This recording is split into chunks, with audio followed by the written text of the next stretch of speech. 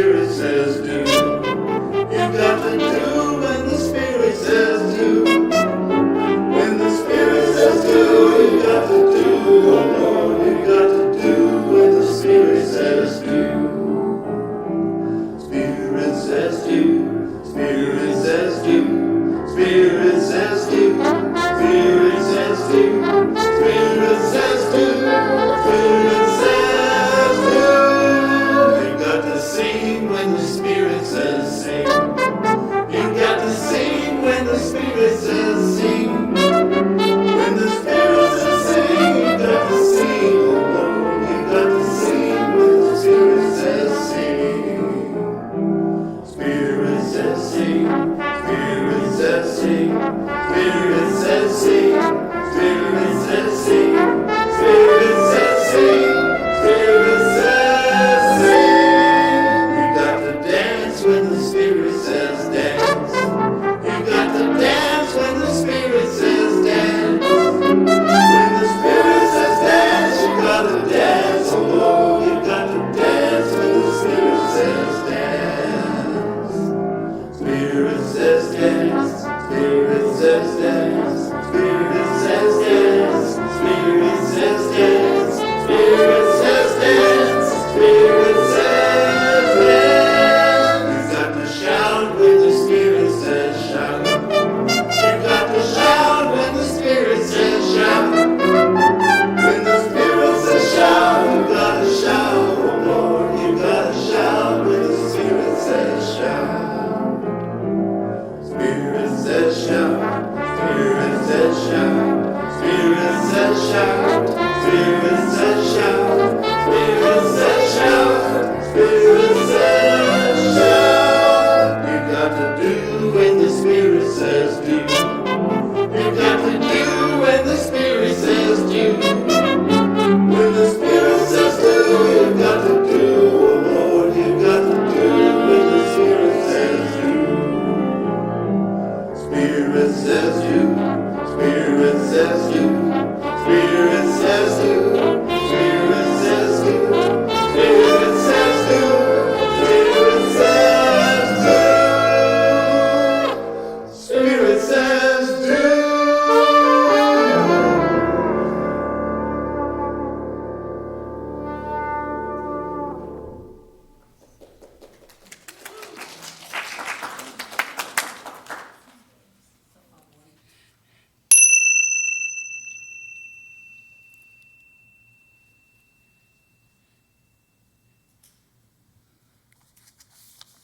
Welcome, friends, gathered in the sanctuary on Zoom and later on our YouTube channel. It is so good to be together.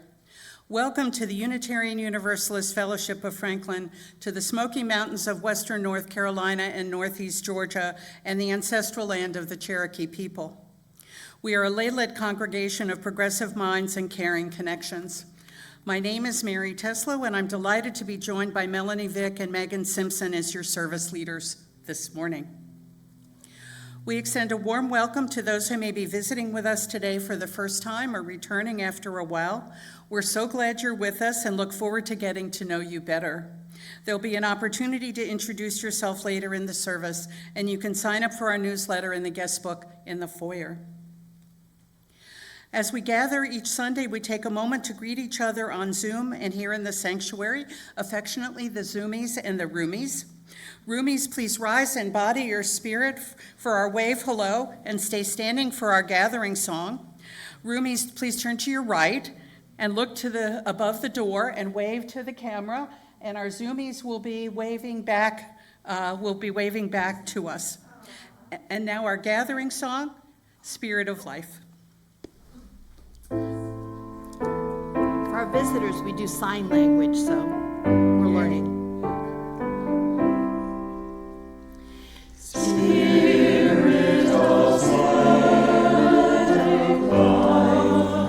unto me, sing in my heart, service of compassion, oh, in the words of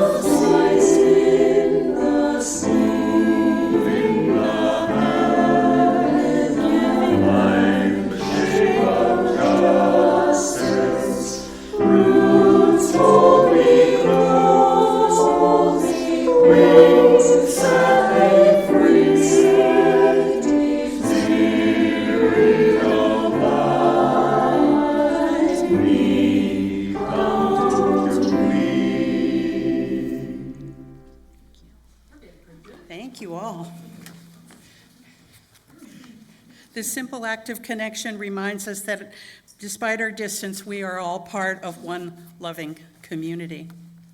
We appreciate our Sunday service team, Warren, Becky, Ben, Edgar, and Penny on Zoom. Also, Karen, who helps with the hospitality, and Casey, who launders our tablecloths and brings them back fresh every Sunday. We appreciate all our volunteers. Do we have any fellowship announcements on Zoom? We are good. We have any announcements here in the sanctuary? Well, I'm Jude, your president, and I have a quick beg, because I always have to do that. We are looking for someone. Y'all know Wendy really broke her leg, and she has been our hospitality kind of organizer. She's out of commission for a little while, and Barbara's been doing it, but I got something else I want Barbara to do. So we are looking for someone who might like to shop, that would go pick up those things that we use for hospitality every week. Of course, we reimburse you. So if you're a handy shopper and find that maybe you'd like to serve that way, come see me, because we'll be looking around. We will find you. Yeah. Anyone else? Wonderful. We encourage folks to keep current on their vaccinations and to participate via Zoom if you're not feeling well, and to keep us all safe and healthy. A reminder that we request anyone testing positive or significantly exposed to contact our president, Jude Lowry. Please be sure to keep up to date by checking the UUView, our website, and the bulletin board in Celebration Hall. Our fellowship is a light for liberal religion in the mountains that values diversity and the richness it brings to our community. Our celebration of diversity is reflected in the variety of our Sunday services. In addition to different topics, our service sequence and length sometimes varies. We hope today's service enriches your journey of discovery. Whether your skin is bare or beautifully inked, whether you carry your stories on your body or in your heart, you are welcome here. Today we celebrate National Tattoo Day this Thursday, July 17th, as we explore the deep meanings of tattoos as art, identity, memory, and spiritual expression. Let us begin with a bit of history.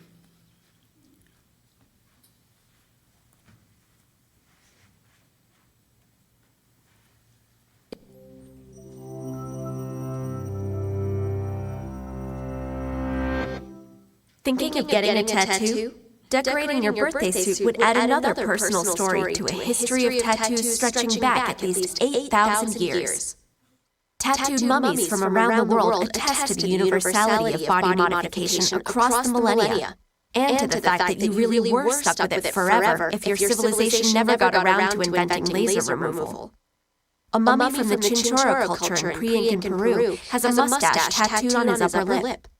Otzi, mummified Iceman of the Alps, has powdered charcoal tats along his spine, behind his knee, and around his ankles, which might be from an early sort of acupuncture. The mummy of Amunet, a priestess in Middle Kingdom Egypt, features tattoos thought to symbolize sexuality and fertility. Even older than the mummies, figurines of seemingly tattooed people and tools possibly used for tattooing date back tens of thousands of years. Tattoos don't have one historical origin point that we know of, but why do we English speakers call them all tattoos? The word is an Anglophonic modification of tatau, a Polynesian word used in Tahiti, where English Captain James Cook landed in 1769 and encountered heavily tattooed men and women.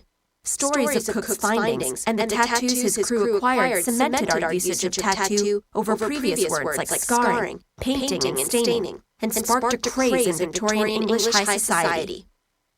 We might think of Victorians having Victorian attitudes about such a risque thing, and you can find such sentiments in even bans on tattooing throughout history. But while publicly some Brits looked down their noses at tattoos, behind closed doors and away from their noses, lots of people had them. Reputedly, Queen Victoria had a tiger fighting a python, and tattoos became very popular among Cook's fellow soldiers, who used them to note their travels. You cross the Atlantic, get an anchor. Been south of the equator, time for your turtle tat.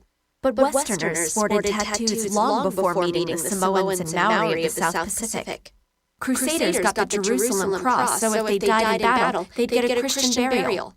Roman soldiers on Hadrian's Wall had military tattoos, and called the Picts beyond it Picts for the pictures painted on them. There's also a long tradition of people being tattooed unwillingly. Greeks and Romans tattooed slaves and mercenaries to discourage escape and desertion. Criminals in Japan were tattooed as such as far back as the 7th century. Most infamously, the Nazis tattooed numbers on the chests or arms of Jews and other prisoners at the Auschwitz concentration camp in order to identify stripped corpses. But tattoos forced on prisoners and outcasts can be redefined as people take ownership of that status or history. Primo Levi survived Auschwitz and wore short sleeves to Germany after the war to remind people of the crime his number represented. Today, some Holocaust survivors' descendants have their relatives' numbers tattooed on their arms. The Torah has rules against tattoos, but what if you want to make indelible what you feel should never be forgotten? And there's criminals and outcasts of Japan, where tattooing was eventually outlawed from the mid-19th century to just after World War II, added decoration to their penal tattoos with designs borrowed from woodblock prints, popular literature, and mythical spiritual iconography. Yakuza gangs viewed their outsider tattoos as signs of lifelong loyalty and courage. After all, they lasted forever, and it really hurt to get them. For the Maori, whose tattoos were an accepted mainstream tradition, if you shied away from the excruciating chiseling in of your moko design, your unfinished tattoo marked your cowardice. Today, unless you go the traditional route, your tattoo artist will probably use a tattoo machine based on the one patented by Samuel O'Reilly in 1891, itself based on Thomas Edison's stencil machine from 1876. But with the incredibly broad history of tattoos giving you so many options, what are you going to get? This is a bold line expression of who you are or who you want to appear to be. As the naturalist aboard Cook's ship said of the tattooed Tahitians, everyone is marked thus in different parts of his body, according maybe to his humor or different circumstances of his life. Maybe your particular humor and circumstances suggest getting a symbol of cultural heritage, a sign of spirituality, sexual energy, or good old-fashioned avant-garde defiance. A reminder of a great accomplishment, or of how you think it'd look cool if Hulk Hogan rode a rhino. It's your expression, your body, so it's your call. Just two rules. You have to find a tattooist who won't be ashamed to draw your idea. And when in doubt, you can never go wrong with Mom.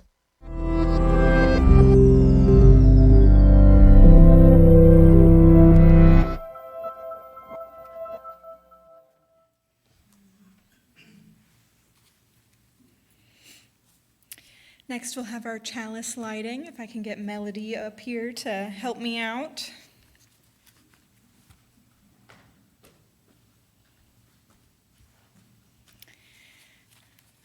We light this chalice to honor the stories written on our skin and in our hearts.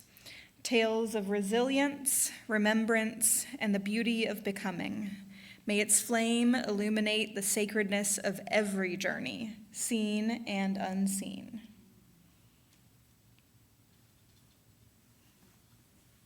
Having some trouble? Yeah. Hold down the button while you... A little longer. Hold it there for a second. There you go. Perfect.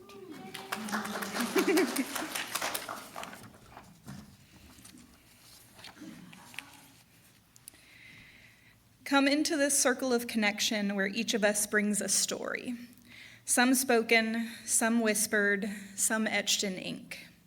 Let us gather not to judge, but to witness, not to explain, but to understand. Together, we create a space where all marks are sacred. And our opening song is Rose Tattoo by the Dropkick Murphys.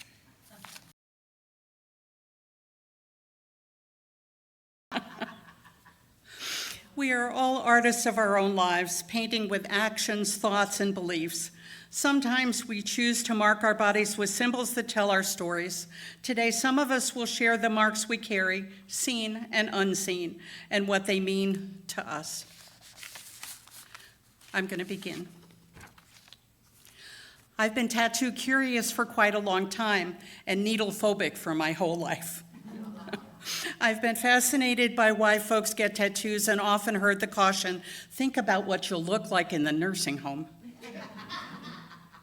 I got my first real insight watching a documentary many years ago. One of the segments was about a woman who had undergone a double mastectomy and chose to have a beautiful floral mastectomy tattoo around her chest to heal from the loss.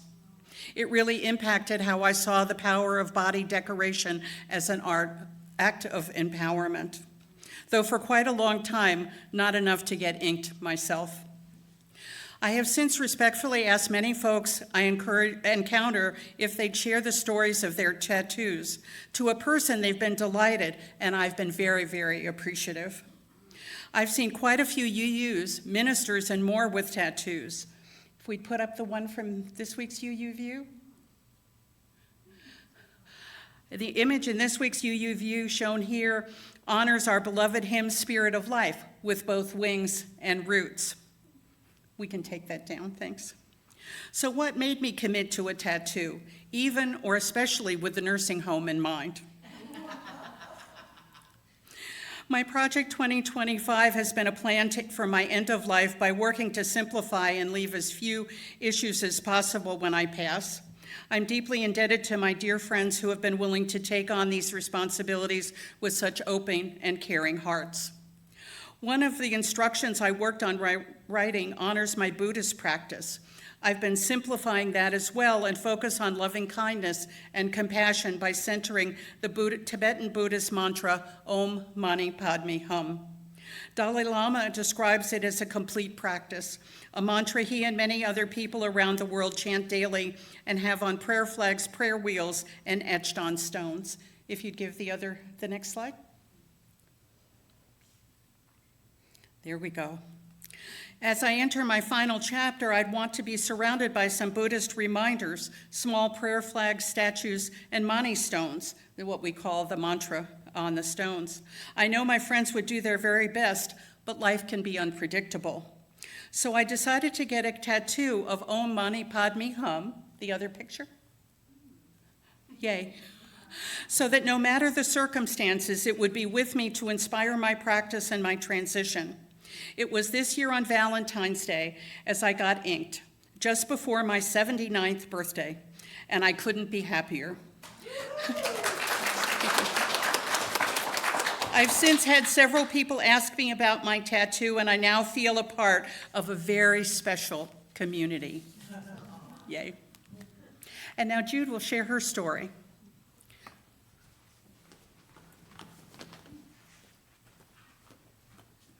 I don't want to take a lot of time because I know many of us have things to share, but I have 3 tattoos, and I'll show you the slide here in a minute. I'll tell you guys when. I had a period of about 18 months that was almost unsurvivable. Our home was destroyed by Gene, and Francis came back to give it another swipe in the hurricane season. I was diagnosed with breast cancer and had 3 or 4 months of chemo, mastectomy, abscessed, 3 or 4 more months of chemo, radiation. That was my first tattoo, the marks for where they needed to radiate my body. They put little dots that I still have that told the camera where it needed to go to shoot me with radiation. My marriage of 14, 15 years ended. I became a single mom with kids. I just can't pour enough of how horrible that phase of life was. If I was a fiction romance novel, that would be that dark moment that's in every romance novel where it's like, and then bad things happened, and then more bad things happened, and then it got even worse bad things happened, you know? And just as a side note, there is a happy ending, and they found life together and wrote the life they wanted it to be and lived happily ever after. But in the interim, after I survived all that, life had honed me to a fairly sharp sword, as you can imagine. And I thought, there is something in me that needs to get out to heal. I had breast reconstruction surgery, and, good things were starting to happen in life. I made a midlife crisis move to Chattanooga, and it just, sometimes you'll buy a little piece of jewelry as a remembrance, or you'll do this, or you'll take a trip, there was something in me that needed out, and you can show my slide now. So I got my second tattoo, which is going to come up on the slide in a second, the Jude tattoo. Not that one, my dear. It's a big phoenix. It's the Jude Phoenix slide. There we go. So it's a little rough and bumpy there, but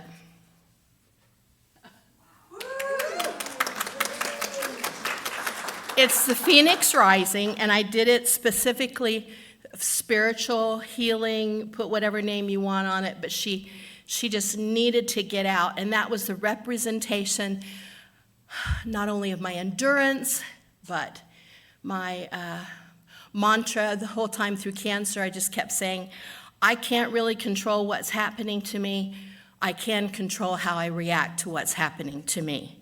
And that helped me survive that incredible period of time where everything went in the bucket. So I chose a phoenix, and she's in the middle of my back, obviously, and that's that representation and reminder. It just had to come out of me to help me heal and help me remember and to help me on my spiritual journey. My third tattoo, I won't show you. It's a medical tattoo. It's called a medical tattoo. I did have breast cancer, and I did have reconstruction, and the last phase of that was a birthday present where they did a medical tattoo to reconstruct the nipple, and it's very 3D and looks really cool, but y'all won't never see that. Just focus on the phoenix, focus on the phoenix.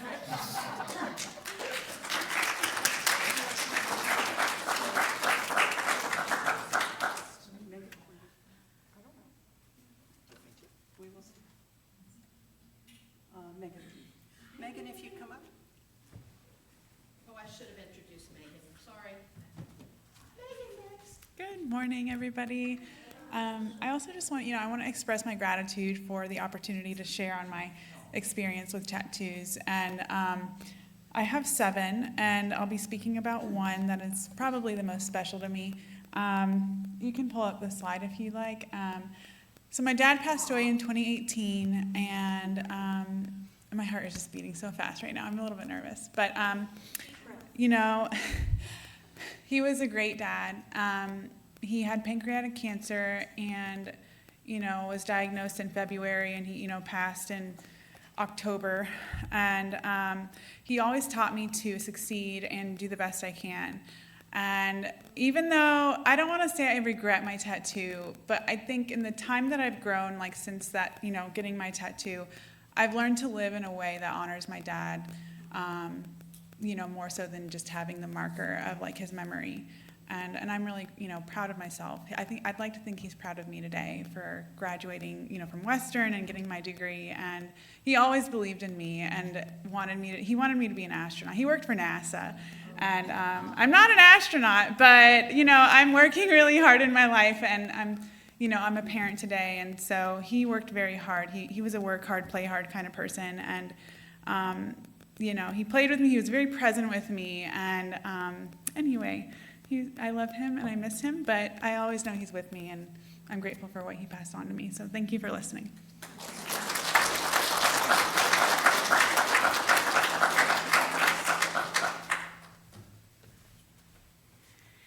Y'all got a sneak preview of my tattoos. If we could get that picture with the 3 tattoos back up on the screen, that would be awesome. Tattoos made their way into my heart and even into my spiritual practice long before I even had the words to really describe it. Growing up, my dad was one who had tattoos in full sleeves covering his arms. And I remember being very curious as a kid and going, what is all that on your skin? Did you grow that yourself? Did somebody put that there? Do you draw that on every morning? How does this work? And I learned about all the different things that represented him and his views of what was important. I learned more about my father through the images he selected through his skin than I had the opportunity to when he was alive. He passed when I was only 12 years old, and I found that I also wanted to share with the world images that are important to me. I wanted to be seen and heard and experienced through imagery too. My first tattoo that I got was a Pokeball. For those unfamiliar, it is that round circle with the red cap on it. And my first experience was, frankly, horrible. I did all the right things, right? I researched, I asked around, the shop that I went to was reputable and licensed and cleaned, and I even visited there like before the day. But the person themselves who completed the work rushed through and overworked my tattoo. Overworking a tattoo basically means that the artist pushed the needle gun in way too deep, moved far too quickly, and damaged the skin. So the damage led to a pretty nasty infection. I went back to the shop and showed the owner, which at 18 years old, fresh into your first year of college, is a horrifying thing to do. I felt very intimidated, but I felt also a strong sense of justice, both for myself and for future customers. I didn't want what happened to me to happen to anybody else. And I ended up accidentally unearthing a little bit of a conspiracy. Long story short, the man who was working there was stealing money and had overworked several other tattoos.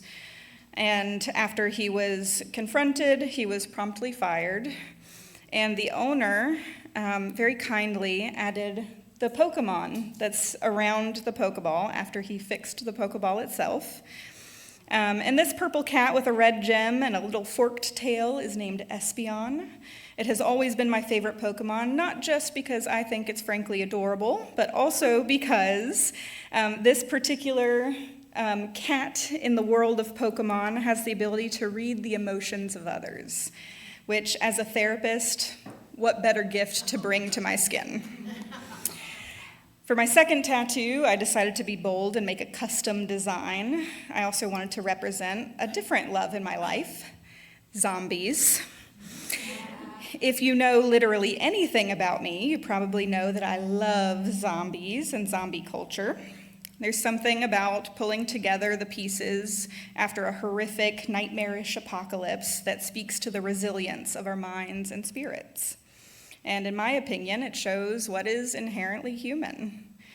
So I designed this tattoo with a zombie hand coming out of the grave, surrounded by these trees that form their own tombstone, with a line from George Romero's original Dawn of the Dead. When there's no more room in hell, the dead will walk the earth, which felt very dramatic the first time I heard it, but it also felt quite fitting. My most recent tattoo came this year. It's on my arm. And I've gone through probably the most transformative challenges in the past 12 months that I've ever had to. I've lost friends, I've lost family, I've lost partners. I had to move out very suddenly. And for a while, many of you know, I thought I was going to lose my cat. He's doing well, fuzzy little thing. He's very stubborn. I've moved, I've gotten engaged, and I've started tackling some themes and experiences in the context of my own therapy. Simultaneously, I've grown tremendously in my faith, which is mostly Kemetic in nature. Kemetic means essentially a strong relation to ancient Egypt. Bastet, a well-known domestic cat goddess, and Sekhmet, her alternative, is a lioness goddess of justice, and they are the two deities I'm most familiar with. Cats are profoundly spiritual creatures to me, and recently, a tattoo shop had a flash benefit sale for Catman 2, which is a local no-kill cat shelter in Silva. And I decided that I would go and get my own lucky cat paw, because through all of these experiences in my life, big and small, I have always considered myself not just hardworking, though that takes me far, but very, very lucky. This serves as a reminder to me that many things which I might be tempted to take for granted, my life, my health, the love of my family, my fiance, and the support of a compassionate and connected fellowship, are built on the foundation of hard work, dedication, and a little bit of luck. So hopefully this little bit of luck inked into my forearm will help do its part. And when it falls short, I know that luck will not just take over. I have to use my own hands and my own arms for action.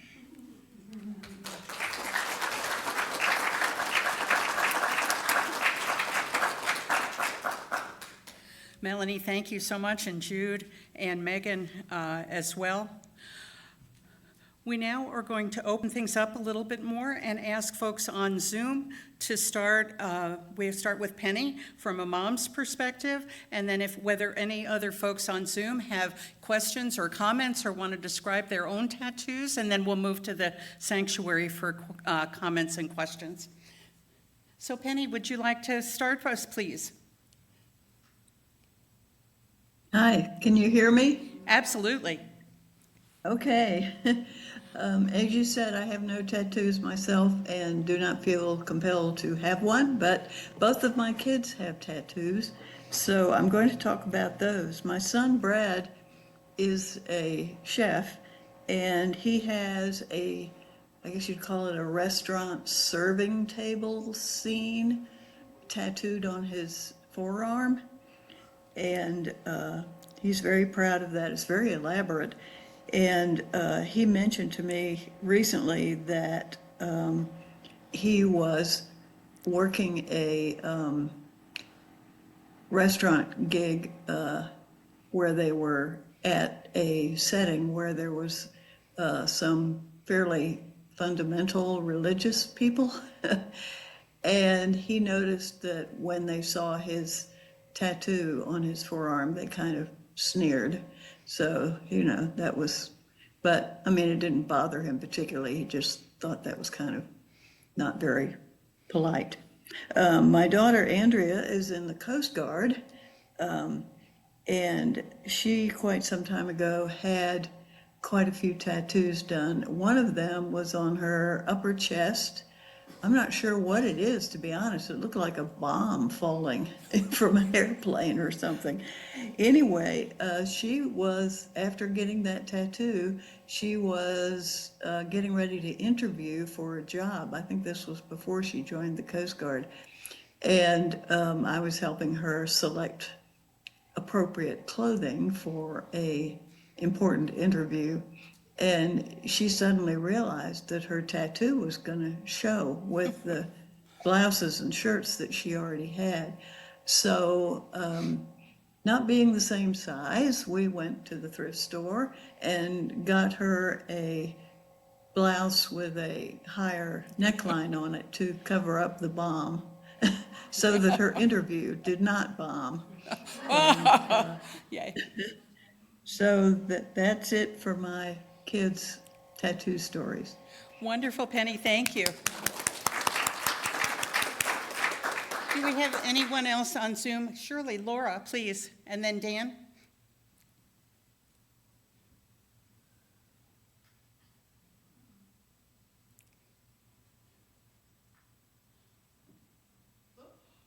Ooh. If you'd move it just a little bit, or tell us a little bit and then try again. We can't hear you.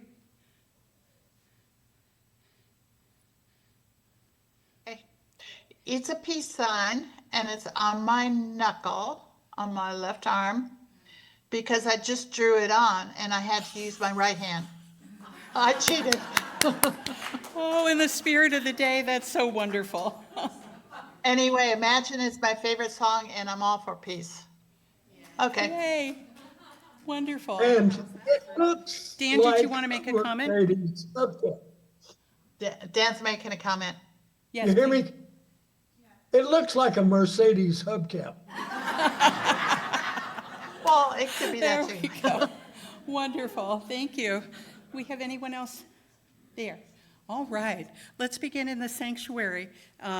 folks who have either comments, want to share about their tattoos, or have questions for any of us, if we have any questions? Any sharing? Everybody's just stunned. Amy, please. Yes, up to this mic right here. That way Zoom can hear you. Hi, my name is Amy. I haven't been here in a while. I have just a few tattoos. I have always found music lyrics to be simple ways of expressing deep and emotional thoughts. So what I have are musical artists with song lyrics, and this is my most recent, done by my daughter's boyfriend, who happens to be a tattoo artist. It's the kanji that the artist Miyavi uses. He's a Japanese guitarist and singer. And the lyric that I picked out is "Shouting to my soul, let go." He has a song about not knowing whether he should fly or run and hide is one of the lines. Not knowing how things will turn out and reminding himself, just let go. So that's that one. Thank you, loads.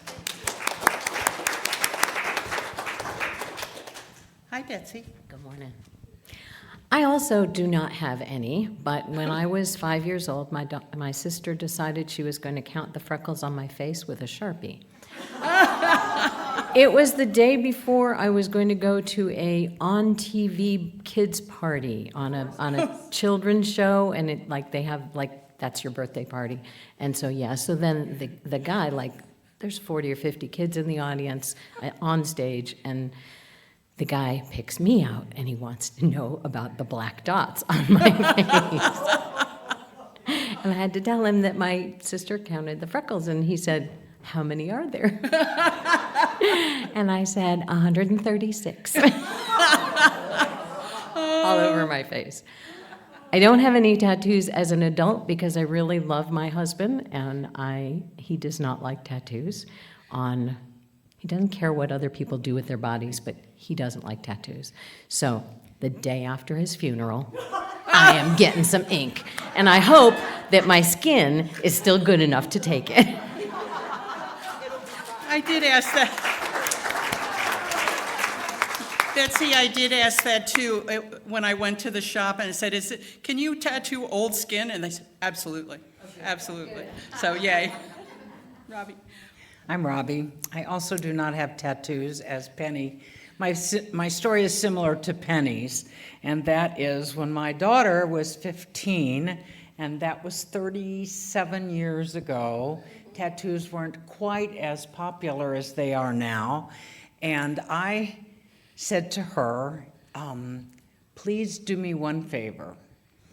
You can marry a black man, you can marry a woman, you can marry anyone that you love, but please don't marry a man with tattoos." And her husband is tattoos. And I have had to change my opinion a bit, and she has one as well. But 3 of his tattoos was for her and his 2 daughters. And that kind of warmed my heart a little bit more about tattoos. Thank you, thank you. Do we have anyone else? Wonderful.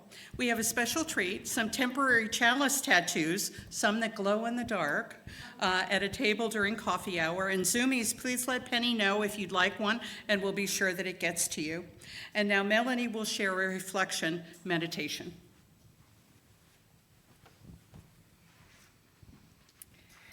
Before I do that, you guys might not know this, but there are some tattoo artists who will use glow-in-the-dark or UV-activated ink, too.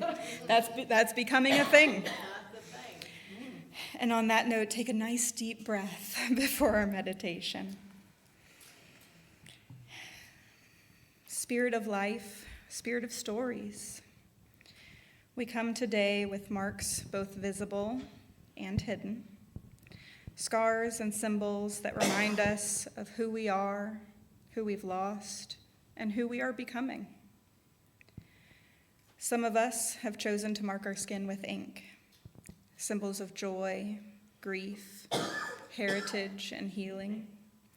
Some carry invisible tattoos, wounds and wonders only our hearts can read. May we honor the sacred art of self-expression, and may we recognize the beauty in each person's journey. Let us be gentle with one another and with ourselves. Amen and blessed be.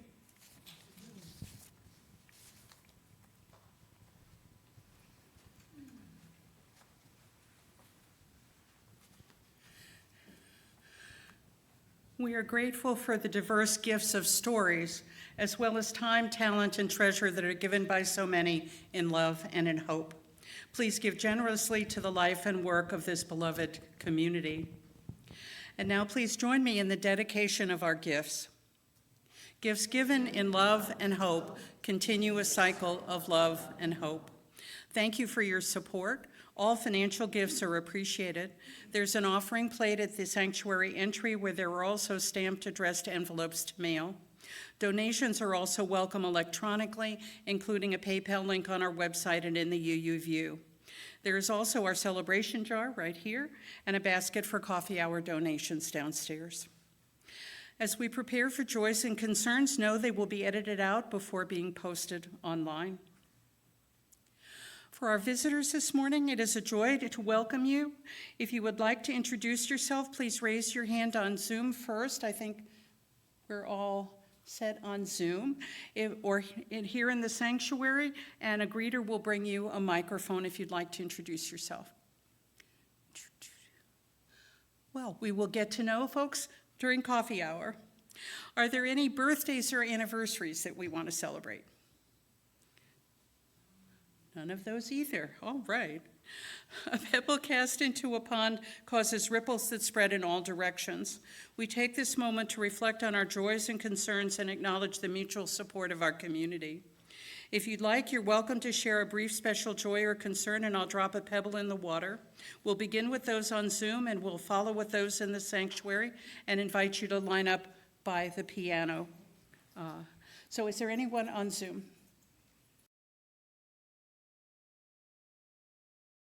True. A last final pebble as we remember those who have spoken, those we have named, and those we hold in silence in our hearts. Now I invite you into a minute of silence. You can choose to meditate, pray, reflect on something you've heard here today, or simply sit silently in community with others, and I'll bring you back with the chimes.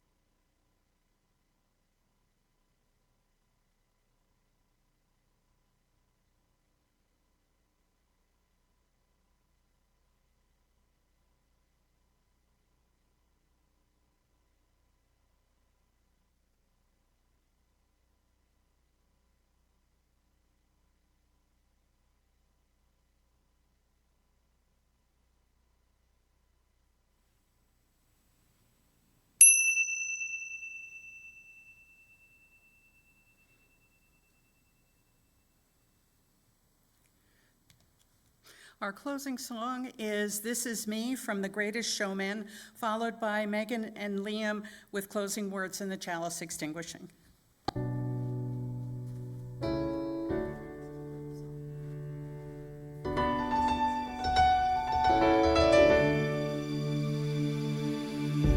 am not a stranger to the dark. Hide away, they say. We don't want your broken parts. I learned to be ashamed of all my scars. Run away, they say. No one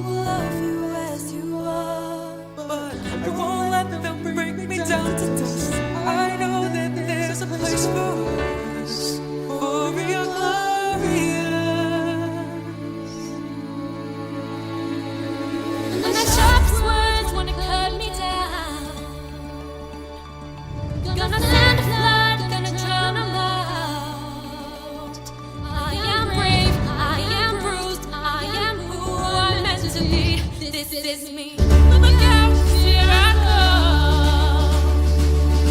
And I'm marching on to the beat I drum. I'm not scared to be seen. I make no apologies. This is me.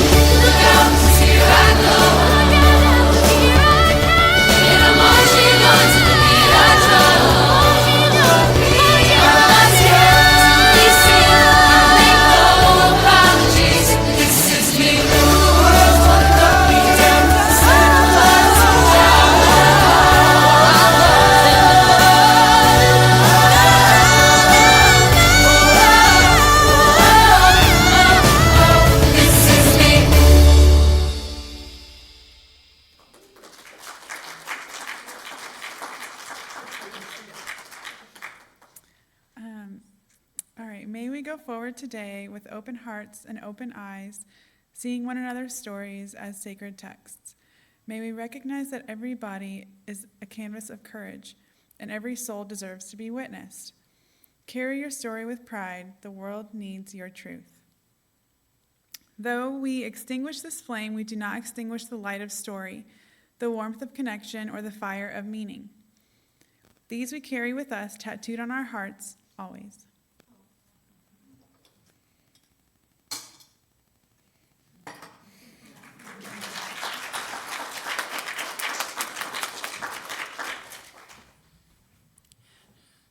Thank you for joining us today. We know you have a lot of choices as to where to spend your Sunday morning, and we're so thrilled you chose to spend some time with us. Following service, those on Zoom are invited to continue the conversation, and those in the sanctuary are invited to social time in Celebration Hall. Remember the temporary chalice tattoos for both roomies and Zoomies. Next week, we welcome back Reverend Tom Tyre with a sermon on Buddhism titled Get Happy, at least occasionally. Please rise and embody your spirit. Those in the sanctuary may choose to hold hands. We're going to hold hands now. Yay. Or elbows. I'll Yeah. touch elbows if you like. Sure. Are we almost said? Liam, can we? All right, we will do it. Okay. Love is the spirit of this fellowship, and community is its goal. This is our great covenant, to dwell together in peace, to seek the truth in love, and to help one another. So may it be. Now turn and wave goodbye to our Zoomies, and they'll wave to us. Yay. Go in peace.